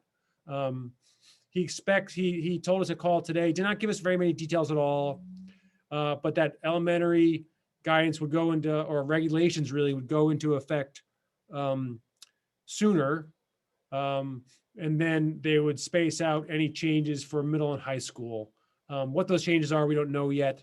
It's unlikely that they'll go, it's my opinion, I should say, that unlikely to go below 3 feet. And that for us is in some of our schools and some of our classrooms, we're at 3.5 feet. And we've been doing very well at that distance. So we don't know what changes are going to come, but we'll obviously look at them closely. We'll make sure you and the community know what they are. We'll see how we can make changes, or if we need to make changes, or if we're able to make changes. Still, obviously, we want to get more and more students into our classrooms with our excellent teachers and all our staff. But we'll have to see what the state comes up with, and we'll make sure you're informed and the community is well informed about it. I don't know if yes. Samantha? Yeah, I just wanted to add, we talk a lot about the benefit to students' mental health with them being in school. But the other piece that I think is getting overlooked, that I think the New York Times is really trying to highlight, is just the mental health of parents right now, right? And how unsustainable it is for parents to continue to have their kids not in school, right? So just sort of the mental health of an entire family system, and how important that is in Gloucester right now. And I've just heard it from parents over and over again that, their overall family system is functioning so much better because their kids are in school. And I think we really do need to pay attention to that, because if the overall family system isn't functioning well, the kids aren't going to do well regardless. So I really just want to highlight that's so incredibly important. And I know that myself and so many other parents are just so grateful. So I just want to keep that top of mind. Thank you, Sam. I would add to that. First, I think I couldn't agree with you more, 100% on that. I want to bring up a slide which I didn't show tonight. I show it almost every time, but didn't. But I also, if I can get my, oh, I know, sorry. Oh, can you see the presentation still? Okay, yeah, sorry, losing it. So this is a slide that we showed all during the summer and through the fall, and really just the last few meetings stopped showing it. But the first one is the academic, social, emotional, mental health needs. I mean, that's one of our principles for planning, for our students. I would add for our staff as well, for our staff to be, in school with their colleagues, many of whom are friends, and outside relations from outside of school, having purpose, having work, getting fed. I mean, emotionally and from students, and that also helps their families as well. So I think just it's another thing we said, I'm not sure it's on the slide, but we also talked a lot about, having school helps the community run, and that has become so clear to us starting last March. It helps about employment, it helps about family units, as you said, Sam. But it really, having our schools up and running helps our community run. And it's just so crystal clear now. So, these are things that folks have been struggling with, talking about, but especially that last bullet there talks about the myriad risks that our students face. And not that, it is still hard for all our folks, our families, our students, our teachers. It's hard for all of us, but I do really believe to the bottom of my heart that our folks are in better shape because we've been able to have them in school as much as we have. And if we can do it more, we'll all work on that together like we worked on it so far. So I'll step off my soapbox there. Thank you. Laura? Thanks. So firstly, I just wanted to, as a parent in the schools, fully 100%, it means everything. And comparing our experience as Gloucester public school parents to other districts nearby and far away where schools are not open, the impacts are incredible. They're enormous. And so I feel very grateful to you and to the staff and all the teachers and everyone who has allowed our schools to open this year. It's just has meant everything. Going into the warmer months, is there a plan to put the tents back up? Just thinking about, how we're moving forward into the spring, hopefully. That's been such a great part of this year, has been the ability to go outside for the kids and to have some of their time outside. So just wondering about that. Sure. I won't say there's a plan on it yet. And I appreciate your optimism of heading to the spring. I support that fully. Okay. But I think just to tie it to, possibly new regulations, one of the other major limiting factor for us is lunch, as you all know. And that guidance may or may not change. I've got no idea. But the idea of having lunch in tents could really work, And if that allows us to move towards full school days, and I'm just, at this point, this is just, this is not a plan. This is, talking through some things out loud. But anyway, that's something to look at in terms of lunch specifically, but other programs as well, and if if there's a path that tents would help on any of that, I think we definitely should look at it. And I think we'd be better positioned to utilize those than maybe we were in the fall. Thanks.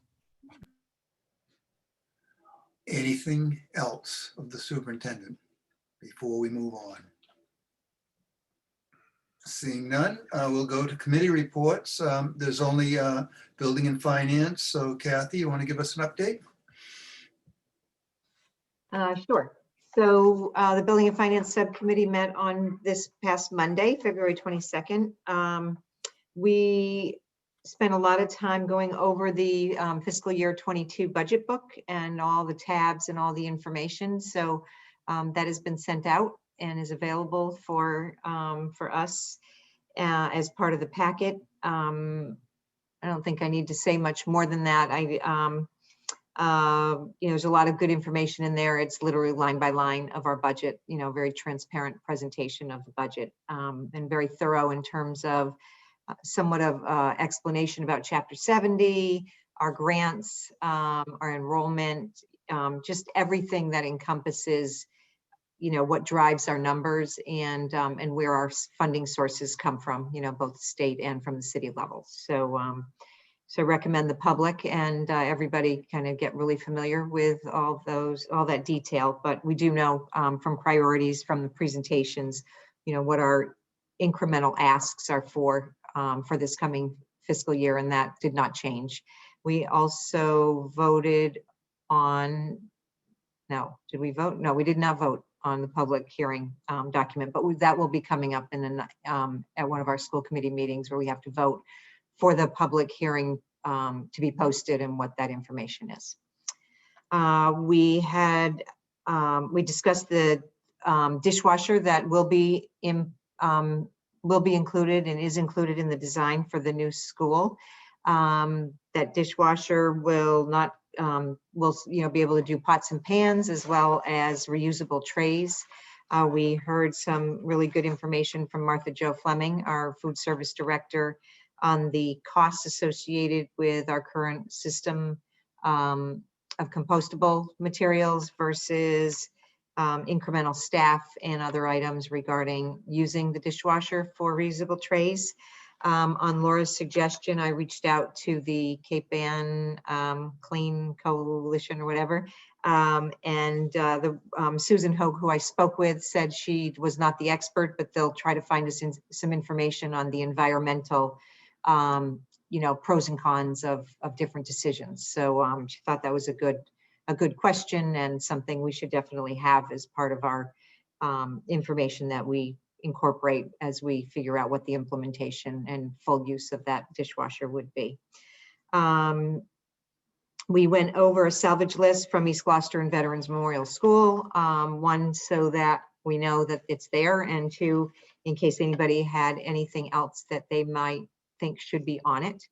We'd like to hear that sooner than not, because that's the way, if school's being demolished, they'll take those things and put them in safekeeping for reuse with the new school. What else? We went over our open tickets. There really are, the DPW continues to make terrific service, quick turnaround. When things are not taken care of, there's usually a really good reason. There's some exploration that has to happen, or they need more information, but it's not because they're not getting to them. They're getting assigned, and most of our tickets are coming off and going on and coming off in a very reasonable amount of time. So we continue to be extremely grateful for both their dedication, their attention, and their really quality execution for the needs of the school committee or the school community. So please thank our DPW director, Mike Hale. He has definitely a great team that we are grateful to have. And I think that is everything from our meeting. Any questions? Okay, then we'll move on to our act.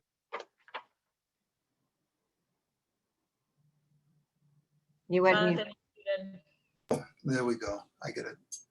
Press the button, right? We'll move on to our next item on the agenda, which is acceptance of is action items. And the first one is an acceptance of the grant from the Department of Elementary and Secondary Education for Elementary and Secondary Relief Fund 2 grant in the amount of $1,975,620. And I so move. Second.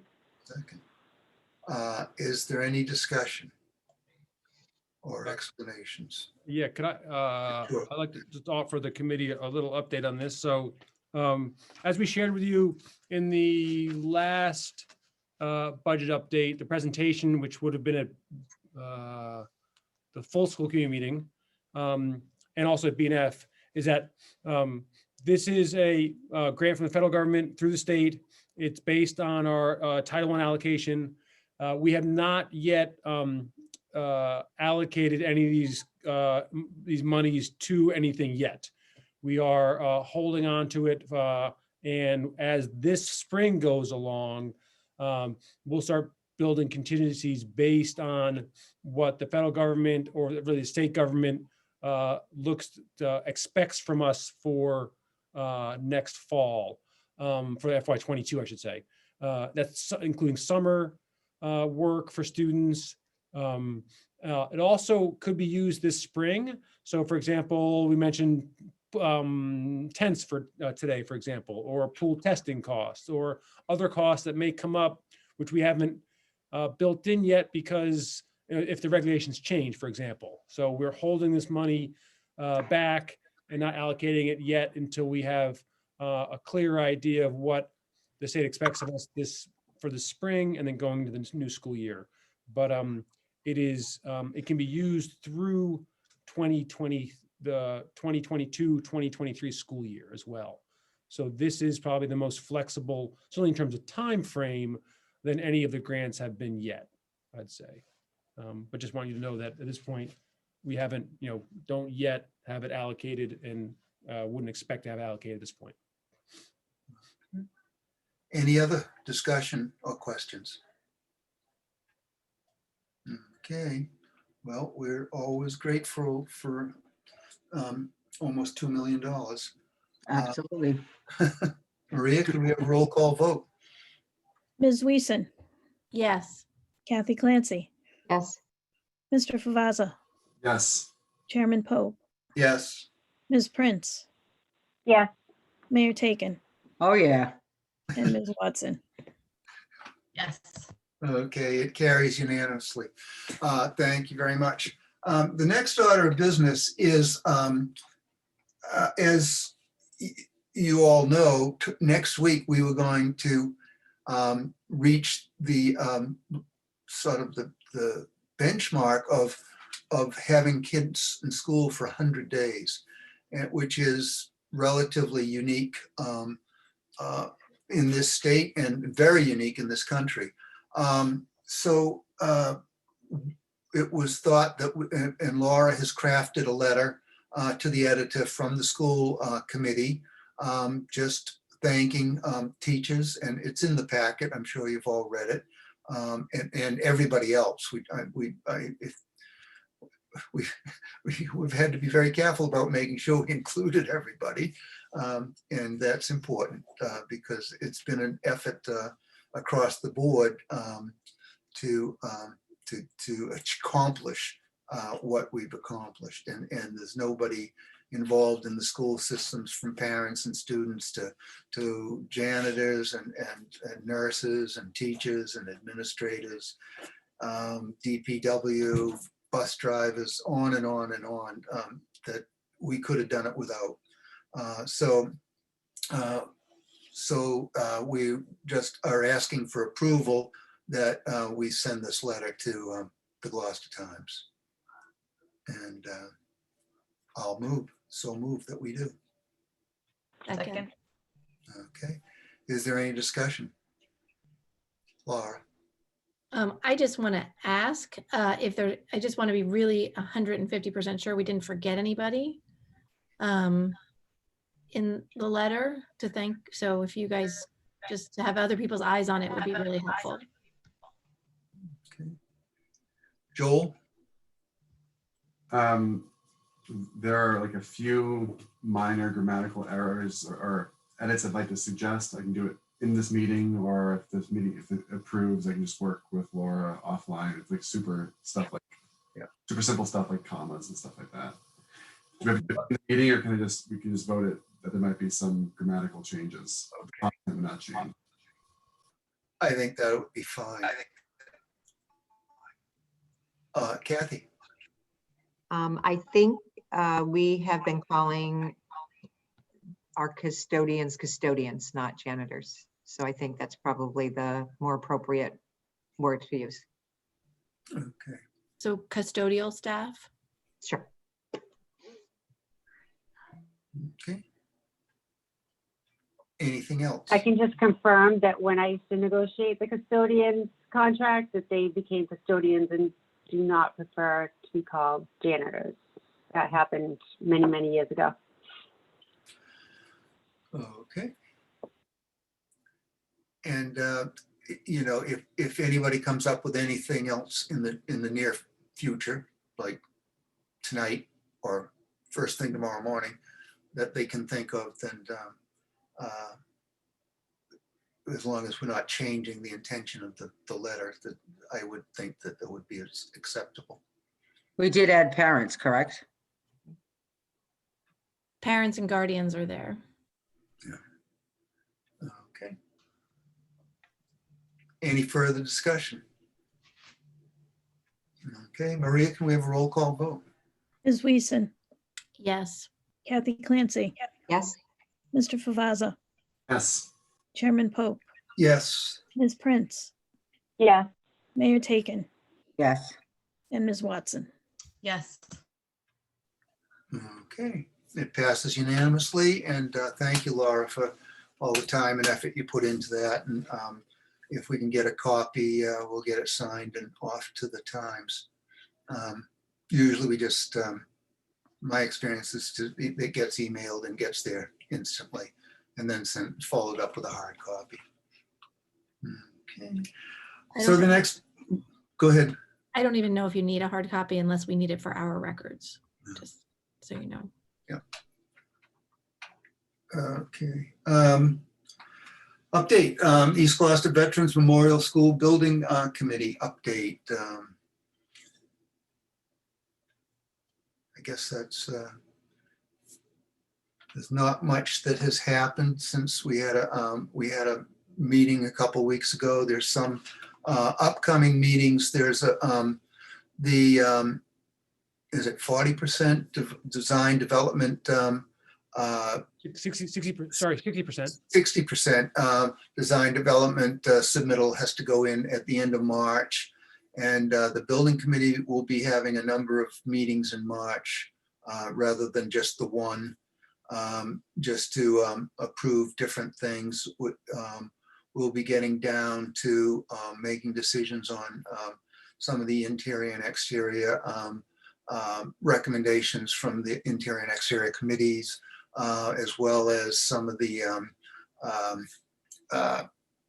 whether we're going to go with preferred suppliers for different components of the building. But there's nothing terribly exciting about that. At the end of March, in conjunction with this submittal, I am trying to coordinate with the council president that we have a joint school committee meeting, and we get a presentation from Dora and Whittier collectively, and we're able to, rather than have them do it twice, do it once, and we'll work out the details on that. But right now, what I'm thinking is that we would do it the last week in March, because that's we have a 5th Tuesday and a 5th Wednesday on those dates. I think we might have some conflict on one of them, but that might be a good time to do it. But we're still working out the details on that. Kathy?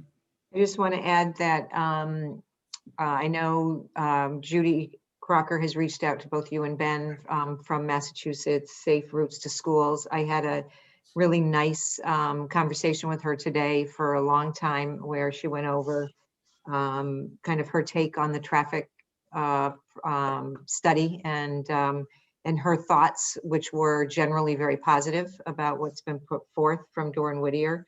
But she also said there's a lot of things she can do to work with our district, both, not just the new school, but in other initiatives, as we want to have kids get, consider health and walking to school, or making it cool to be on the bus, and all these other things to address some of the traffic issues, in normal times. We can, there are initiatives we can work with her on and use their resources and all the wealth of information that they may have had success with. So some more to come on that. But I just want people to know that people are people are plugging in that we don't know and are giving us some positive feedback, which is great. Good. Melissa? Thank you. Can we ask that those that did the traffic study be at the meeting with us as well, so that City Council and the school committee can ask direct questions to traffic experts that have education and training in traffic? Because it seems like there's still a lot of questions out there, and it seems like there's a lot of information that's not true out there, and I think we really need to clarify what's going on with the study and what that study represents. I have not talked to Doran Whittier yet about the dates, so, and I will talk to them about whether Faisal could be there to work to explain the traffic study further. That, because like you say, there are questions about that in the council. You know, that's one of the hopes, is that we can get the air cleared about a lot of these issues and about the process going forward. So I will, Can I just ask you, oh, sorry, go go ahead. ahead. No, I will, I would like to know ahead of time too. So I can ask my traffic commission just to come to observe. Okay, so to go back and forth. First of all, let's get this straight. It's going to take 2 years. Okay, people need to understand that, you know what, the place of the school is not going to change. Now you're talking about the structure, the insides, the outsides. Okay. The traffic commission, we have 2 years. I don't want to sit there and argue who's an expert and who's not an expert, who's been doing things and not doing things. We all want safety for our children. We have 2 years to come up with so many different things in so many different ways before the school's actually in place, and we can come up with great ideas. Some that we heard at the traffic commission was like, it's misinformation, absolutely. So we need to bring the correct information forward. Then there were some great ideas saying, you know what, one-way streets for in the morning, like we do at East Gloucester, or how we're gonna be doing that at St. Anne's. Remember, we did that at St. Anne's Smith Street. You can only go down in the morning, and the way you can turn, and, added traffic lights, yield. I like the suggestion that, you know what, maybe for the first 3 months until people get used to it, have a police person there. So you know what, those were great. You know what, I think we can work together. Yes, we have expertise as far as engineering and structural sound and traffic. And yes, we have dedicated people who might not be as experienced as everyone wants, but I've worked with them for 13 years, actually more now, 2001 till now. And so I rely on them, I appoint them, and they care about the community, they understand. Some of them might put too much of their own personal opinion, but you know what, that's all right, because we all have that. To sit there and argue right now constantly about who's right and wrong, well, why don't we all sit together like you're going to do with the city council, with the school committee, and I'll invite them and we ask. And then at a separate meeting or whatever, I can ask them, because I can go through the mayor, what did you suggest? What did you think? And we'll work together. We have 2 years. Traffic could change no matter what. You know what? We don't know what's going to happen tomorrow. You don't know. And the same thing, I'm getting all the numbers from Fuller School Apartments. It's not as many bedrooms as you think the family's going to go. They keep bringing Camerons. I got that information from Camerons. Those people, 75% that's going to come already are in our school systems. They're already there. Okay. And 5 are designated. So it's only going to be like 30 apartments, 30 units. So you know what? Instead of saying, well, this is going to come here and that's going to end, and well, school's going to end, and we can work with it. We've made changes in this community. We made changes to Smith Street. Of all the clusters, okay, that we've ever did was when we used St. Anne's School for West Parish. What about that cluster? Going down Pleasant Street to go down Smith Street, you can't go down in the morning, but you can go down in the afternoon because the buses had to go down there. But yet they did it, didn't they? And you had stores there, you had ice cream parlors there, you had, the St. Anne's was opened, churches and everything else you can think of. They were having, it was pre-COVID, they had morning masses and elderly housing right there in your market. So that was a cluster, but yet we did it. We did it because we did it together. And I really think that, you know what, in all fairness, everyone wants to say well, this one, that one, or it's the mayor's fault. No, it's not. It's nobody's fault. And you know what? It's not, you know, it's something that we want our children to have safety. And like you said, before COVID on West Parish, was there a cluster that go all the time? Yes. Now with COVID and not going into the vehicles and not, you know, doing the carpool in the buses and stuff. And so we're going to work with that. Well, we have 2 years to decide and 2 years to put a plan and a budget. If we're going to have to do 3 months or 4 months of a police officer in the morning until parents and everyone else can get used to that, then we'll put it in the budget. It's now time to work with it. He just got $1 million. Ben's not going to spend it yet, right, Ben? No.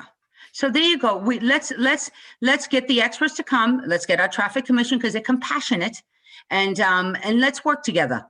So please let me know so I can advise them ahead of time. It won't be a meeting. They can come by choice, but let them know. So they can't say we didn't let people know or we didn't invite and it's whatever. Let them come. And let it all hear because it's 2 years we can work on this. And who knows what they're going to do, change the signs or maybe not allow trucks going down that way because that's how it's not supposed to be. Maybe finally they'll fix that and the GPSs won't bring them down Eastern Ave. And maybe we can have a lot of different things. But remember, no matter what, we had a Pepsi truck go on Pavilion Beach. Things happen. Things happen. We just gotta, you know, sometimes you just gotta go, okay, now how do we fix it? But we had a Pepsi truck at Pavilion Beach and they thought that was some kind of it's GPSs, it's things that we need to fix and we can. Thank you. All right, anything else? Okay, is there anything included in your packet was the letter that we approved to be sent to Governor Baker regarding us advocating for that teachers and school staff be moved up in the placement of eligibility to receive the vaccine, but that has gone out, that has been mailed, so it's just there for your information. Anything else before we adjourn?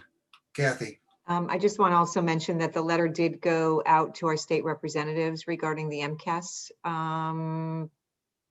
What word do I want? Hold on MCAS for this year. Yeah. It's also going to go out to the Board of Ed and the commissioner because, you know, there's still time between now and test time that they're targeting. And I think it's important we continue to advocate for that moratorium for this year. So those letters will be in our packet next time.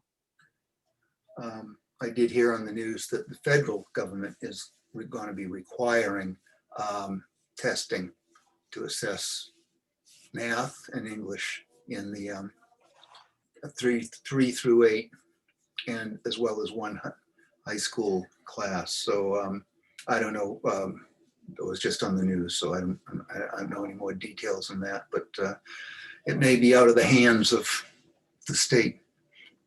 So. Also on testing, you know, Leahy Health and Beth Israel got approved for 1,000 vaccines a day. Now, a lot of people are saying, well, that's not my primary care. But don't forget, you have Beth Israel, you have Burlington, you have Leahy, Beverly. You can have specialists.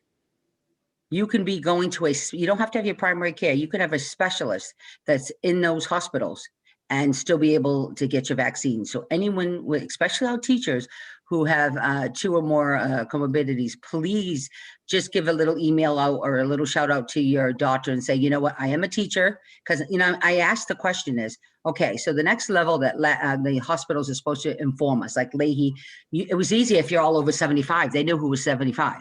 They know who's 65. But they don't know if you're a school teacher. You know, they're not going to know in the system if you're a DPW worker.